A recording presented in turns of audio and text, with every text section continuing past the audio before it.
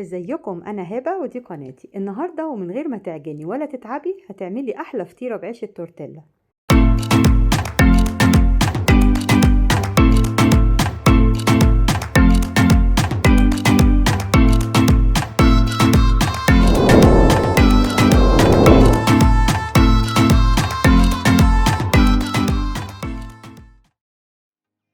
7 بيضات، وجبنه موتزاريلا كوبايه كبيره، جبنه رومي مقطعينها صغير، ولانشون سلامي مقطع برضو صغير، فلفل الوان احمر واخضر واصفر مقطعاه مكعبات صغيره خالص، طماطم شاري وبقدونس للتزيين، زيتون اسود او اخضر اللي يريحك، والتوابل بتاعتنا ملح وفلفل اسود وشويه حبه البركه.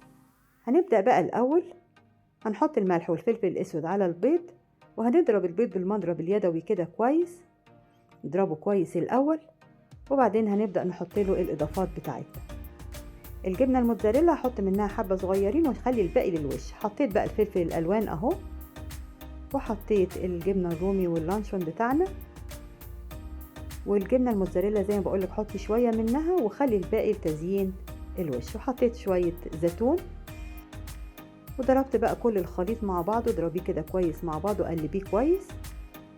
دي الصينيه اللي هنستخدمها، انا دهناها بالزبده، وده طبعا العيش التورتيلا بتاعنا. انا هاخد المقاس الكبير ده على قد الصينيه بالظبط. حطيت اول طبقه من العيش اهي، وبعدين بقى حطيت البيض بالجبن بالشكل ده، وبعدين تاني طبقه من العيش. هو الكيس بتاع العيش ده بيبقى 5 وحدات، احنا استخدمنا ال5. هتحطي بقى كل طبقة وتحطي طبقة بيض كده والجبن، وبعدين بعد الطبقة الثالثة انا حطيت حبة موتزاريلا، وكملت برضو بالبيض والجبن اللي عندنا. الفرن دلوقتي انا مسخناه على درجة حرارة 200. حطيت الصينية على الرف الوسطاني، اخدت حوالي تلت ساعة. دي اخر بقى طبقة فوق، هنحط الجبنة الموتزاريلا بتاعتنا بقى كلها الباقية، وهنزين بحبة طماطم كده، ورشيت حبة البركة، ودخلتها الفرن زي ما بقولك اخدت تلت ساعة، والشواية 5 دقايق. طلعت بقى كده زي ما انت شايفة، لونها جميل وريحتها تحفة.